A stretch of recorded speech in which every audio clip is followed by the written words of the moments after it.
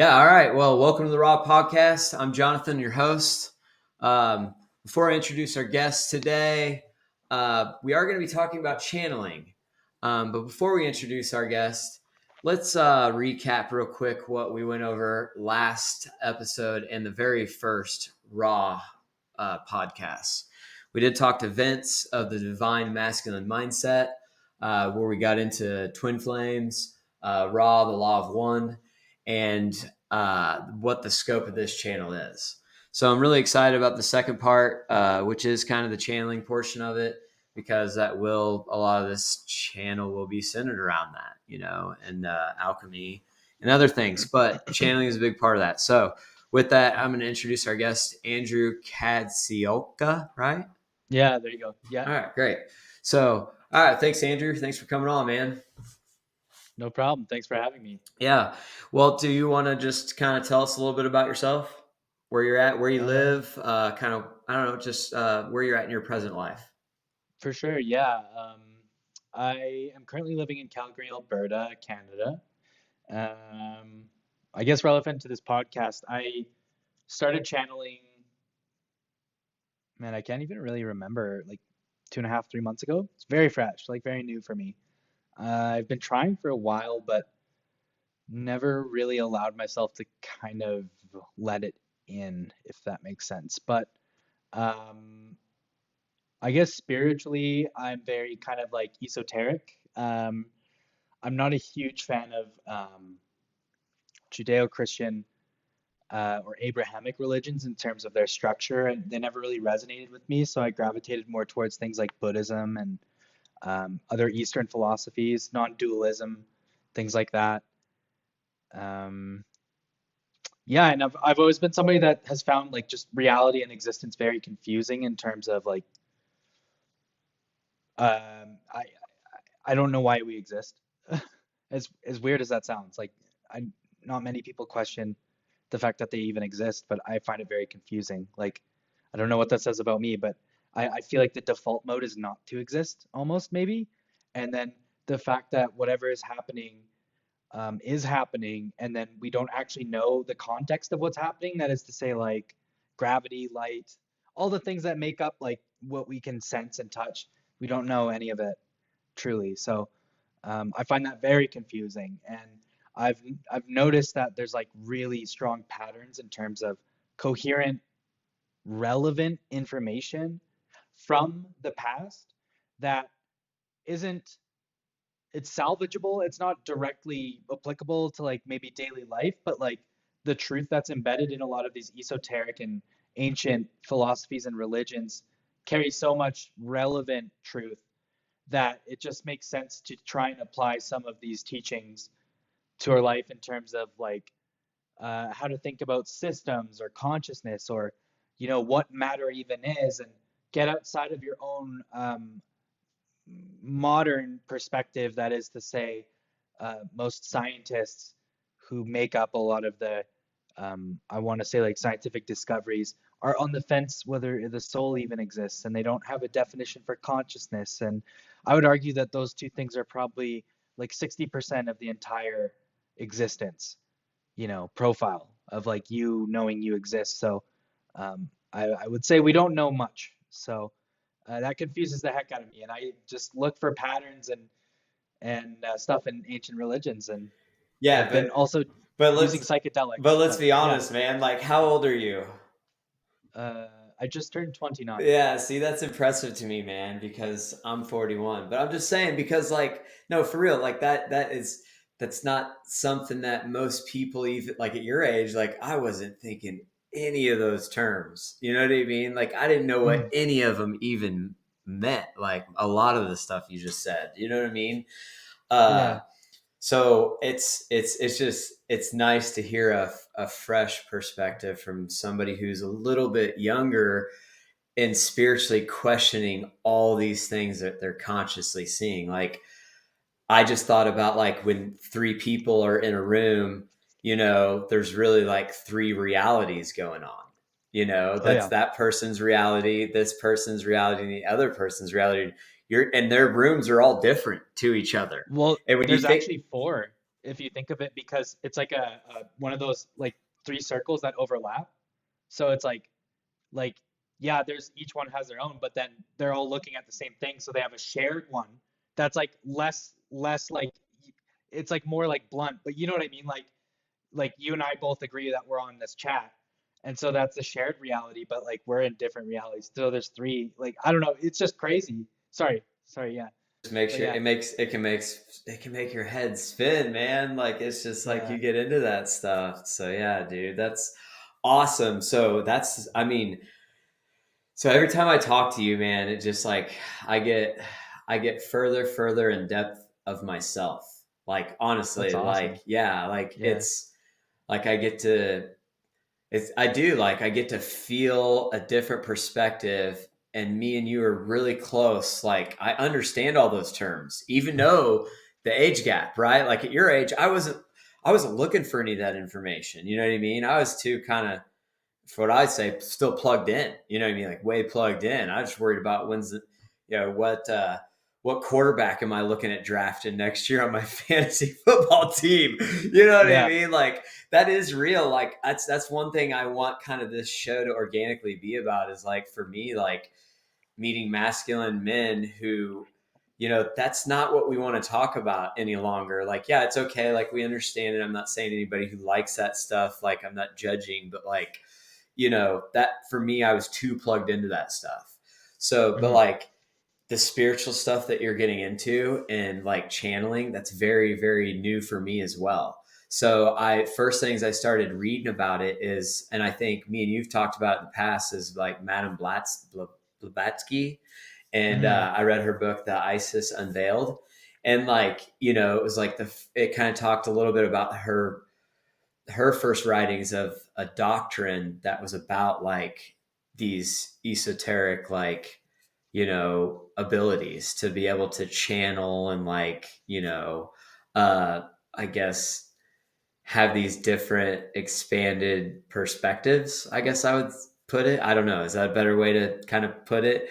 Channeling to me, like that's what I feel like I always get. I feel like it always widens my bandwidth, you know what I mean, of at least Hmm. understanding things, you know, uh if that makes sense. But anyways, so yeah, so that's I don't know, that's cool, man. So It's wild. Like when you channel,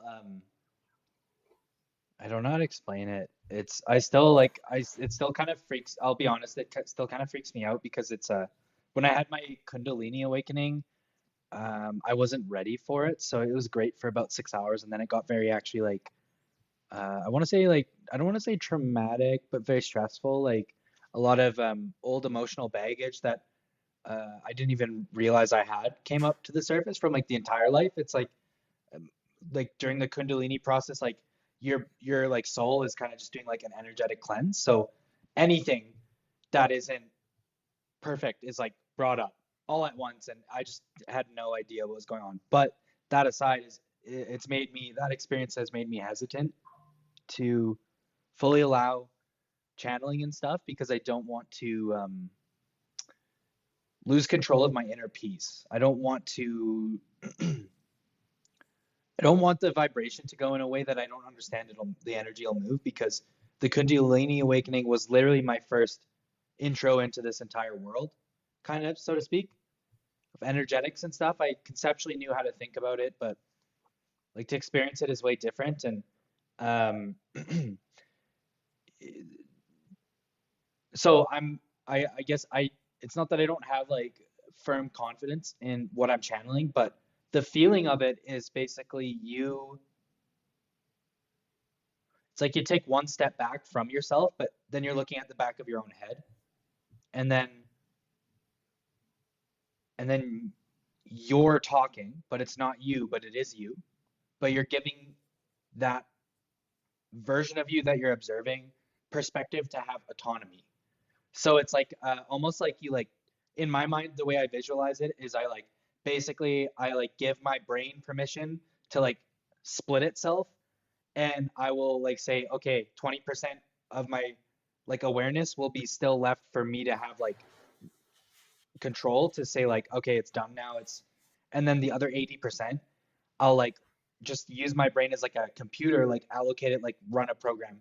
I give you permission to like run whatever program, and then my conscious 20% focuses on maintaining a specific um, emotion, shall we say, to anchor in the frequency. Because my understanding of how channeling works is it's harmonic, like resonance theory.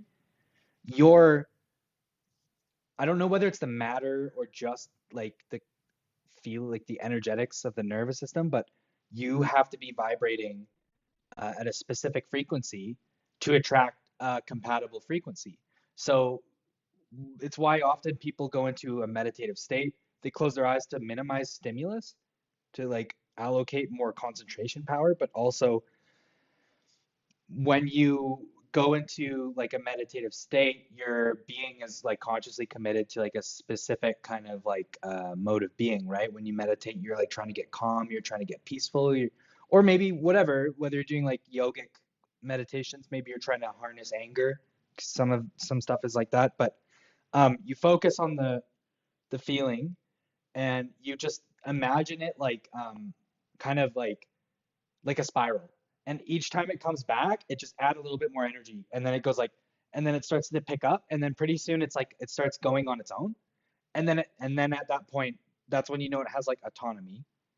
And then then you can fully step back, and then your mouth starts moving. And the thing is though, you don't like, I don't know how people ever know, like they know, like I can identify certain beings, but it's like, I, some of them refuse to identify themselves because my understanding, like the images I get, is they're just pure electromagnetic energy. Like they're not physical at all. They're like, they're in our like densities, so to speak, but we can't perceive them. Like they're agents that interact in our local universe and stuff, but they're they could like potentially be on this planet, but the way the nature of their being is, they're like, because their electromagnetism, they would like kill us physically, like they'd destroy our bodies just by being around us. But anyways, I'm like trying to extract, like not extract information, but commune with them and interact with them. And they're very like, they're very vague because they don't, I, my understanding is they don't fully understand the gravity and the weight of what their consequences of what they could give us could do. So from a karmic level, they don't want to like it's like an eagle soaring, and then there's like a guy in a swamp, and he's like, "Hey, do you want to come swim in this bog with me?" And the eagle's like, "Um, I don't know if that's a good idea." Like, and that's how it feels. But like, So so I'm like, what's the yeah. visual representation that you sometimes get, like you were saying? Um, and the more I interact with this being, the more I start to kind of understand like my, I don't know who would be listening to this, but like if you subscribe to the idea of star seeds, like what my own consciousness's origin is. But um, my understanding is they're actually Andromedans, but they don't identify themselves as Andromedans because that's like saying like, oh yeah, like humans are Milky Way people. And it's like, okay, well, in the Milky Way, we already have in our local like knowledge, there's like the knowledge of the Pleiadians, and they all live in the Milky Way, right? Like it's so diverse. So they're beings made of pure electromagnetism. They're like, they're kind of coined themselves as like omniversal beings. They can compress and expand the fractionality of their consciousness at will. And they're also like a like multiphasic in terms of like, they can observe something from multiple perspectives because they're not a hive mind, but they're linked all to each other. And so they can like occupy one, like it's like their body occupies one thing of space, but it's like multiple people live in one body, and they kind of look like liquid mercury. And their eyes, the visual I got, and this is probably just like kind of like pop culture seething in because like they look pretty epic, but like their eyes were like molten gold, and it would shoot out these like auras, not beams of light like laser beams, but kind of like fog, like like an aura. Yeah, kind of like a crown, but the crown is like here, and it's like, it's really cool. And they can they operate at a level where the laws of physics are not rigid and therefore so symbolism, like a lot of symbolism that we use to navigate uh, thoughts and feelings and emotions. This like symbols are the way that we tether our consciousness in a quantum superposition to make sense of what's going on, right? Mm-hmm. Because we're phasing in and out of our reality billions of times per second on the Planck level, like the quantum level. So our symbolism is a way to like tether us into time and keep us understanding information in the story format of like cause and effect, right? Like sequenced events, et cetera, et cetera. Um, they don't operate like that. They don't really, they're just like pure vibration, like because they're made of electromagnetism. They understand what the physics of things are as if it was a language. Like they say they speak metaphysics. Is Okay. yeah. Like They metaphysics is a language. yes. Well, metaphysics is a language. It literally is a language. It's a everything is So actually a language. It's an So, expression, but when ordered you expression. when But when you're channeling and you're talking about these ones that don't really, because I could try to go backwards. So you said that they don't really identify themselves, but they kind of do as the Andromedans a little bit. Is that what I'm kind of like? Am I getting? Is there or do you pick the specific bandwidth or entity that you're going to interact with? Is I guess like backing up to that.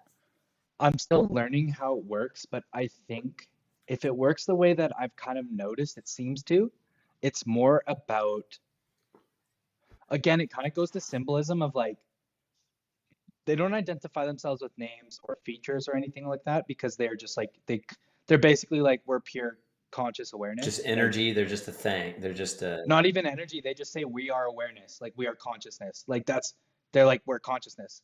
And so when you ask them to like observe themselves, then the features start to come. But as soon as they're no longer in their awareness, the features go away, if that makes sense. So like you could ask them, be like, what color is your hair? Well, all of a sudden they have hair because you asked the question. Like it implied that they have hair. And then they could answer because the question brought into existence through the interaction, it manifested. Does that make sense? Like mm-hmm. so the questions you have to ask are also, if you want as much to the truth of like the way they experience it, is your questions have to be also vague and kind of un, unlimited in terms of like um I don't know how to explain it. More metaphysical. Like asking things about metaphysics is very clear, but then asking them like, "Oh, what are you doing right now?" They're like, "Define now," because now implies later, right? And the whole thing. They're like, so they ask you for definitions unless they know exactly what you mean. Which, uh, if they are what I think they are, which is a like I think it could potentially be my soul family, like my because I've never asked them like what density they operate in, but it sounds like they're very non-physical and the they don't interact with any other species that much, really. Like they're very, very, very, very, very concerned with the weight of their actions because they operate at such a high level, but they refuse to evaporate from the local universe like some of these other like they still have influence, so they choose to do like nothing sometimes because they could like change a lot of stuff with the flick of a wrist, and so they just choose to be kind of like observers. Like they can literally fragment their consciousness and then spread it so that their consciousness could like blanket a certain area of local space. And it's wild. Like they can stretch and it's crazy. Yeah. That's a different concept because, like, even for me, like, I'm still just kind of even learning like fragmentation and like all these things, like how you even apply that to an understanding of how from the source everything since then and since that part origination is fragmented. Like even so, like you said, like my upbringing, I was Baptist, but I never really followed anything like really hardcore, like because I just anything that had a rigid framework, I was very kind of detached from it, Yeah. like really anything growing up, even some school, and stuff too, like Yeah. reflecting that about myself.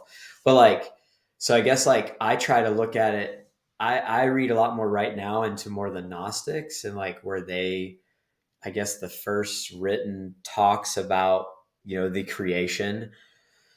So not to get too religious or anything, but bringing more spiritualness to it, right? An alchemist view, I guess, maybe, if I'm saying that, if I'm implying this correctly. But Hmm. from the source, you had the source, obviously, there was a reflection of that source. Then there was something that had to observe that source, observe that reflection. And that's like the Holy Trinity. And then like from there you had the aeons, which were like, they were basically like that's where anything is like emotions, fear, anger, love, like they have all these different, uh what is it I'm trying to say, expressions, right? So different expressions that can manifest in physical, well, the last one was, I guess, Sophia. And Mm. she basically, without asking the partner, which was, I guess, the father, the source, she wanted to do what he did, which is basically fragment himself, and that was a whole, not a, I don't want to say a hierarchy. I hate looking at it like that, but like, uh, but so They each since, have their domains. yeah, so since that fragmentation, so basically her, I guess if you want to say her thought, if energetic offspring, I should say, is what people refer to, the Hindus talk about it. So like, the Gnostics talk about the demiurge, Mm. the Hindus talk about Kal. So it's basically like, that's the archetype of the universal mind. So to me, and this is why I'm trying to like, this is why it makes sense to me about what you're talking about, is that there's such a high, I guess, I don't know if they're like an aeonic group, if that's how you describe them. Again, like, I'm still learning a lot of this, so I don't know how you symbolize it, but like, if that's where, how close they are to that source and that fragmentation, uh, then it makes sense that they would be a very like spiritual being too, like in my opinion, where, The universe is inherently spiritual, though. Like everything is consciousness. So like, I guess it just depends on the awareness of like when you say spiritual, are you talking more about like energetics and stuff, like thinking in terms of that, or yeah, like at least an understanding of even how, like I mean, so I don't know how to say like this. unity consciousness and stuff, right? Like that's what you mean, like the understanding of like we all come from one source, spirituality being that Yes. ultimate kind of, okay, yeah, yeah. Anyways, sorry. So Yeah. we're all just a fragmentation. Like, and Mhm. we've probably either been, and I've heard other people talk about like, you could have been an Andromedan in this life and a Pleiadian, you know what I mean? You have all these different, reincarnations that of, I guess, back to the divine spark, but there had to be an origination. You know what I mean? I guess is what I'm Mhm. saying. So like, even when I'm learning about and breaking down, understanding like even really the story of Adam and Eve is really more about the dissension of man.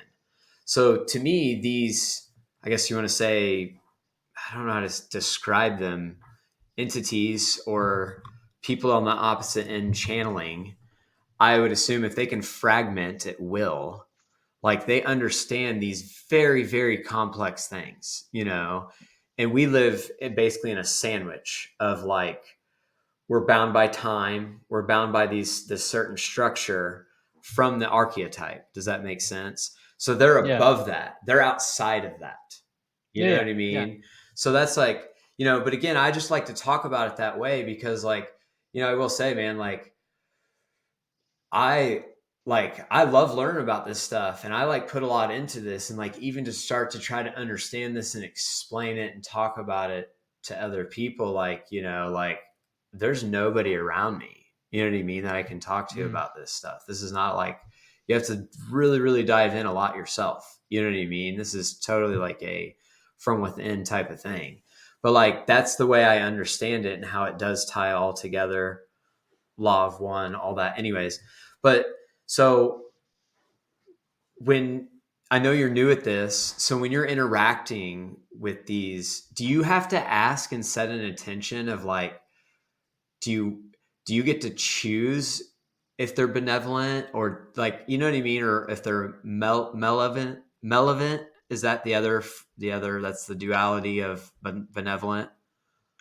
So there's a couple ways I've found that I can determine if they're malevolent. First off, I've only had like intrusive thoughts, not malevolent beings. Like if you let an intrusive thought run, that could be the beginning of like a parasitic attachment kind of thing. But you can usually just like in the moment where it arises, you just smack the thought kind of out. I've never had negative beings, to my knowledge, try to interact with me because my understanding of the physics of how the energetics work is if you're vibrating at a higher rate, the compressibility of the information is just invalid. It'd be like um, using binary code with DNA. It just doesn't work. But like, that's not to say they won't, like, there aren't things that they might potentially do, like make triggers and stuff to try and lower your vibration so they can, the intrusive thoughts is that's a trigger, right? Like a anxious thought comes in out of nowhere and could potentially lower your vibration to a point where you are open to these entities. But I've never had that. Um, the big thing with me is knowing whether the entity you're interacting with is sincere or not. Um, because it's new to me. It's like learning a new language from nothing. Like I'm trying to learn the symbolism, right? Like to know that something exists, you need something else to compare it to.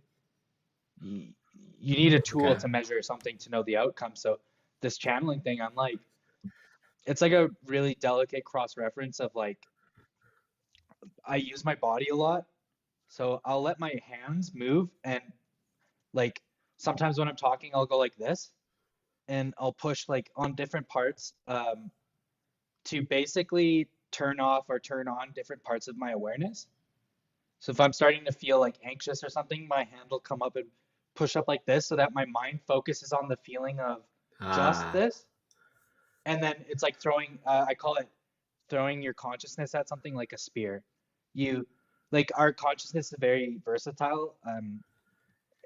I don't think most people understand this about consciousness. It's like a putty. Like, our brain is also kind of like very placid in terms of neurons, but like you can literally, you could technically right now, you could have an epiphany come in and it could give you what's called a paradigm shift where you perceive one thing differently, but that one thing is tied to everything else, so it creates a different reality for you. So, a really common example is something happens that's negative and you feel unsafe. Your reality goes from whatever it was before, you're just existing, and then all of a sudden, the mortality question comes and you have adrenaline running. Your reality is different, right? Like, yes. and the same thing is can be reverse engineered, where you decide to strip away negative beliefs about yourself or about your own capabilities, and you don't think about it, you just do it. And that's what I call throwing your consciousness at something like a spear. And that's what I'm doing with channeling, but I'm trying to do it in a measured way by which I can, like, the way I see it is I mean, if we're genuinely as a species moving towards first contact, we can't rely on purely subjective experiences, which has been like 99% of the spiritual community's submissions through channelings, which is great. But there needs to be like not protocols that people need to follow, but a way to map out the way to think about these things so that we can kind of start to create a mental conception of what channeling is as if it's like a technology, like we're talking about a social media, Yes. Because if you can set up these things in place, then you can start to kind of like teach it like yoga and understand, okay, well, like here's how to identify what a dishonest entity might feel like. You might, for me, whenever I've noticed whenever like any entities that I've interacted with so far have been really respectful. Uh, Also, I warn them too, because my Kundalini experience, I tell them that if any entity in my house attempts to harm me or destroy my house, I will annihilate them. And I have done that to entities before. So it's as simple as just shooting like pure love at them, and then they like whatever visual comes after that. But Can you they, describe that? Like, what do you mean shooting pure love at them? Like you use for that. me, it's this image. I forget it's this image in my mind. It's just a So way to you conceptualize. use like you use symbolism basically, like an Yeah, image. well, the mind works in, for me, my mind works in symbols, right? So, um, I imagine grabbing them by the forearm, looking them in the face, and all of a sudden my eyes and my mouth shoot out white light. And if the white light encompasses them and they're fine, then it's fine. But sometimes it goes right through their head and then they start to like evaporate, or like sometimes they'll like, it depends. Some they react differently. But if it can hurt them, then they deserve to be killed. If it can't hurt them, then they're fine. So that's kind of the thing. It's just love, right? Like it's once I found out that negative entities literally, like my conception of the physics of the way that they operate, they feed off of like negative energy, right? So it's like non-compressible with love. They feed on entropy, chaos, disorder, pain, things that bleed out energy in chaotic ways. They feed off that, right? Like that's like, Archons. yeah, it's very like that's just negative polarity. They also love suppressing and subverting free will. But then the positives, um, they realize the physics, and I think humanity will get to this point soon, maybe in our lifetime. But love is negentropic, just like consciousness actually is by definition pure love, so it's negentropic. But over time, it organizes to higher and higher complexities of order. So love is just something that puts it like can put things back into order, and it will it's so non-compressible and so high frequency, meaning that the density of information and energy, if you will, which are two of the same things, is so high that when the negative entity interacts with that, for us it's like, oh yeah, you're maybe like a good example is like the sunshine in your room right now, that's like warm to you, but like say if that type of light was like love to a negative entity, that would hit them like a like the way it looks on the screen. That might hit them like a solid dagger, going right through them and like just obliterate them. Do you know what I mean? Because it's so incompatible with the physics of their consciousness and what they feed off of, what they operate with, that like they just run before they know that that's coming for them. But that's why I like to trick them, because if they come into my house, you're in trouble.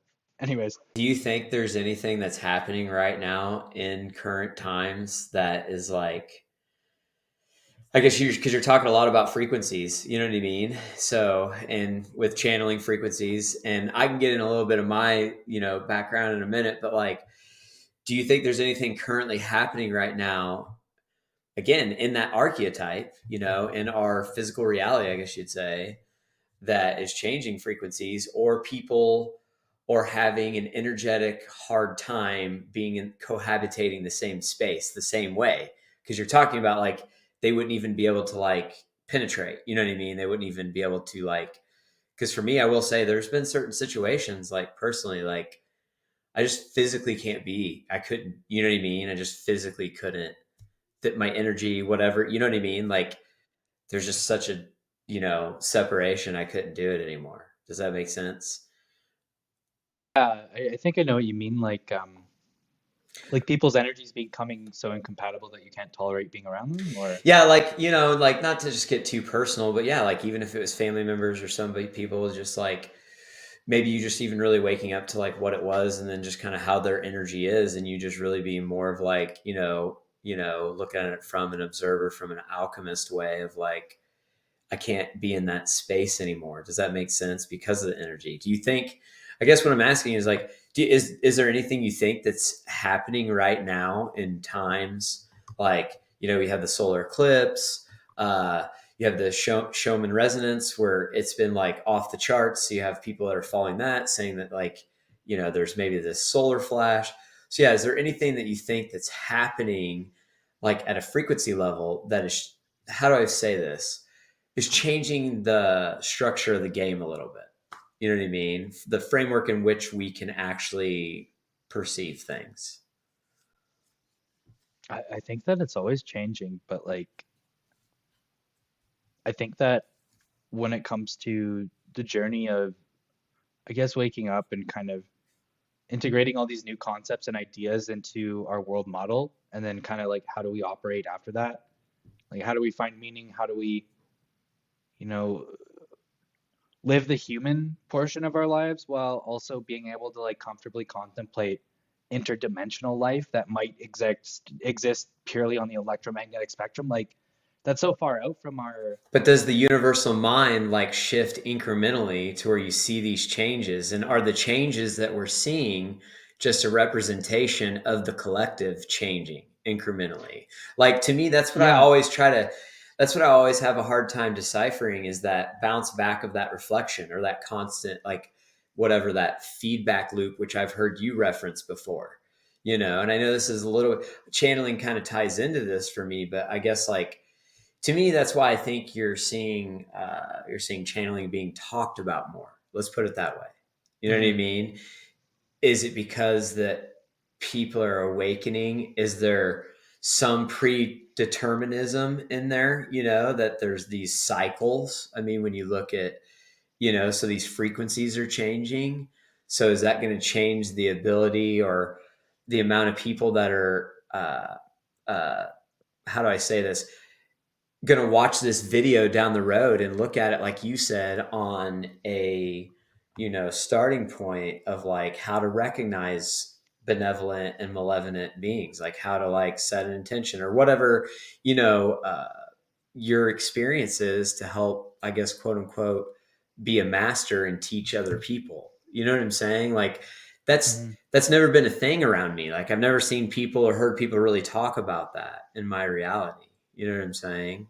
I know Yeah. it's out there, but it's been very like, I guess now I just look at it like, in a nutshell again, do you think you're seeing anything, or is that just a reflection of the collective changing? Or like, what are your thoughts on like, you know, the people who do say that like the sun is changing, all these different physical things, these predeterminism type of aspects or prophecy, right, type of things that they're happening. Like, do you believe in any of that? Do you have any opinion on that? And, you know, have you gotten any of that from channeling, or did channeling not have anything to do with how you perceive that? I guess. Does that make sense? Yeah, totally. I think that my perspective on this specific topic might be a little bit unique because of some of the information I've gotten from the nondescript entities. Um, I don't know how to coin them. Like I gotta have another interaction with them, and at least get some sort of like conceptual package, like symbol, to kind of place them with to identify them. Because I could say this same term in a different podcast, and we wouldn't know who we're talking about.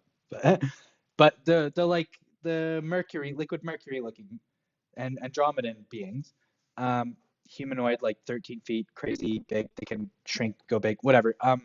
They're wild.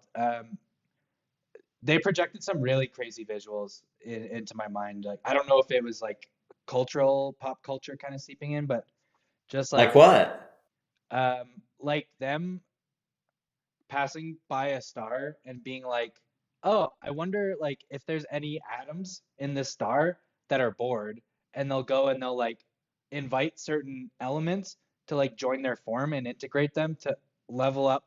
Like they're alchemists, so they'll go around and like nurture these elements to speed up their, yeah, and then they'll go and scatter them in different places and like they're like little, I don't know. They're like cosmic fairies, kind of, but not really. It's cool. Yeah. But like this specific issue, my understanding is that the universe is actually non-locale. So like when my body dies, the way I expect it'll go is it's not going to be I'm leaving the universe. It'll be the universe is leaving me. My consciousness will continue after. It's the way I understand it. as right in this particular point in the journey, but like I don't think that consciousness can be destroyed, but it can be moved and changed and twisted and shrunk and expanded and scattered, put back together, all that stuff. But like whether the awareness will remain doesn't matter to me because what that understanding that I have accepted um, tells me as like if that were to be a law of the universe is that all of it is a projection, right? I think of it more like we're all wearing spacesuits and we have to wear the spacesuit. What's inside the spacesuit is our consciousness, and our body is the spacesuit. Because if we didn't, there'd be nothing to prevent my consciousness from accidentally merging into yours. Like just the way the energetics work of like, waves passing, and then you have like cancellation or you have amplification, all that stuff. Like, where would the limit of like, what if my willpower was just slightly more developed than yours, but it was enough that I just like absorbed your consciousness, and then you lost your identity and amalgamated with me. So where's the line? And that's the way I view all of it. Is like the actual like the external world. But is that like more in the 3D, 4D, 5D like physical plane that you're talking about? All of it. Yeah. It's all at the same time, but it's like this like physical world. Yeah, yes, it exists because right, like our body is made up of billions of living organisms. Like we're not a single entity. I have an entire universe. Blood flowing, there's cells dividing as we speak. And in 7 years, every single atom in my body will be completely new physically Yeah. because That's of the cell crazy that division and the every cells dying. seven is Yes. always a number too. Anyways. Yeah. So, but that like gives you an insight into just actually genuinely the nature of what our reality is. It's this like, it's not permanent at all. And it's not rigid either. And the rules that we use rules to navigate outcomes and consequences so that we can like build things and we build these things to make the outcomes better, right? We build technology, we build ideas, systems, plans, all that stuff. It's all to harness the power of our manifestation and our consciousness to create a desired outcome over time. But um, time doesn't exist, so all of it is there right now. So to me, it just becomes about perspective. And if you can shift your perspective into different ways where it's like, the new earth already exists, I guarantee it. Um, but um, it might be scattered, just like consciousness. Consciousness always exists, but how integrated is it? Is it realized? Like, yes, the new earth does exist, but is it functionally realized in terms of like, are we still teaching kids in schools like it's the 1800s? Have we learned a way to integrate the highest aspect of our technologies responsibly into systems to make them more efficient, easier, and hopefully less consequential relative to people's ability to have a good life for themselves? So, like, don't replace jobs that make up 12% of the entire population without a backup plan, without another job for them to do. Like elevate them, don't punish them. Stuff like that. But like, But like, so me and you though, we can, okay, so let me ask you this. Let me ask yeah, it a yeah. different way. Okay. So I haven't really asked, did you saw the cargo ship hit the bridge, right? I think so, yeah. Did you see something about that on the news? Yeah, it was contrived, like it was planned. Okay, so like, but you just know a ship like hit a bridge, right? Yeah, yeah, So yeah. here's my point. So we both know it's just kind of without really getting the details, we could both look it up, but it was like in Baltimore, whatever. So the reason I reference that is like, so me and you are still perceiving the same reality, and that happened. You know what I mean? Does that make Hmm. sense? So Yeah. like, even with understanding all these, it's fluid, I guess you'd say. It has all these different, what is it? Like these parallel universes that have options, like you said, where the paradigm shifts, and it's a different, but me and you are still seeing at least this bubble, at least this certain physical, like where does that expand? You know what I mean? Like where does mine and yours consciousness collectively like stop? Does that make sense? Like there's no more map, right? Mm. Does that make sense? Yeah, Because like it's so okay. you So mean like if like your meat how do we suit know has and we a if don't your know? meat suit has a barrier to that, right? And then me and you are collective have this same barrier, right? And conscious perspective. Does that make sense? Mm. So if there's this barrier and we see certain parts of that, like, do you have, I guess really what I'm saying is like, how would you explain that part? Because to me, excuse me, I'm still trying to like look at it in terms of it's fluid and there are all these different things that can change and change that reality. But just like me and you are here, together in the same space and time in the now, we also understand that in our barrier shared consciousness, there was a shift that hit, or at least people said it did. You know what I mean? Who Mm. knows if it did? We weren't there to perceive it, but at least our shared perspective and what we're being told is the same. So, does that make sense? Because that's where I get a little confused sometimes when that, again, just trying to look at it from a concept of, you know, people that don't really understand it or have a lot of questions, and it's hard for them to understand that, that kind of what you just said, but also we share the same bubble, I guess. Is that what you'd say? Yeah, Bubble like of frequency or energy and shared experience. yeah, yeah, yeah. Okay. Could you expand on that? Okay. Yeah, I'm just trying to so if I understand correctly what you're saying, um basically you're hoping that I can kind of reframe it in a different way that people can understand I or guess like even for me, yeah. yeah, okay. All right. I can So understand it better. I don't have any ego about that. Yeah, because that's where I even get like that's what I'm saying, being real and organic, like that's where I even get hung up sometimes too. Is like trying to understand that there's, you know, all these different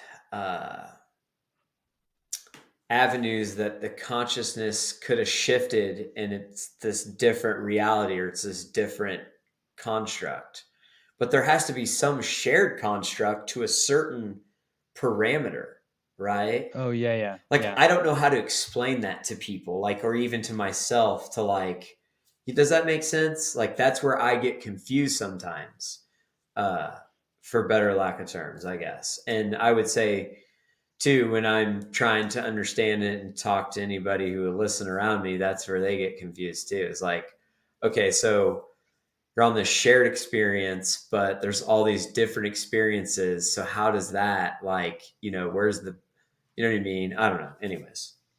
And that's why yeah, I think I understand what you're saying because for me when I first, I guess, quote unquote, like woke up or whatever, it just came to a deeper realization of, I want to say like the vibrancy and complexities of what our reality could be. We don't really have the tools to measure and verify or deny that. So, um, True. I it's, mean, touche. yeah, we don't. You don't, yeah. So Because that's that's why a I'm open to these simple way of things. looking at it. But yeah, I mean, it's Yeah. the simple answer's the obvious, I guess, kind of thing, right? But sorry. Yeah. It's why I'm like I'm really open to these things and exploring them and honestly trying it out, but I'll also like I'm very hesitant and skeptical about what I get out. Like I know that there's like a something that's doing something, and when I do something, it does something. But what I get back, I don't know what the thing I get back is, so I'm not gonna like say that what I get back is the ultimate truth. So there's no way to verify or deny it. So I'm like, oh, cool. But like the way I try and conceive of like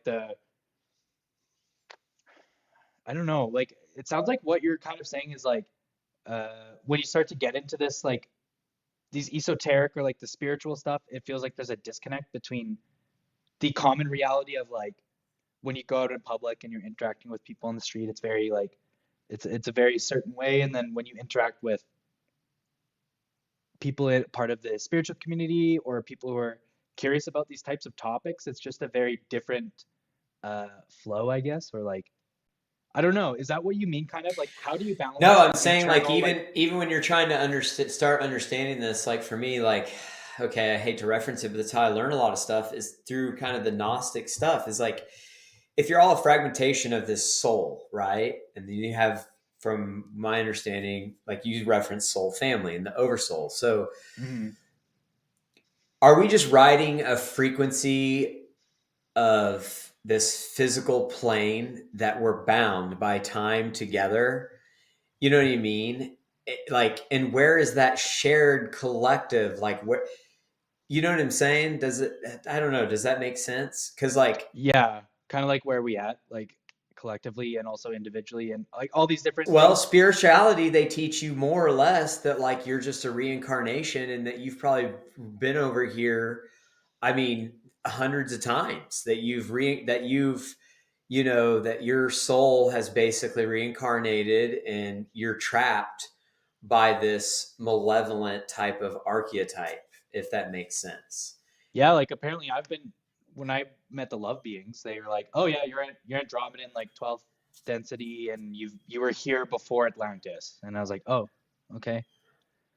Didn't know what that meant at the time, but then when you learn more about it, you're like, "Oh, interesting." Like the theory of how like incarnations work and stuff, and as well as time and frequency, But if we share vibration. that experience like Yeah, to on a like as a collective reality, yeah, so I start looking at like you've mentioned, like how do you change that? And I know that's kind of what our podcast and our quote unquote eventually what we're all hoping to be is be better because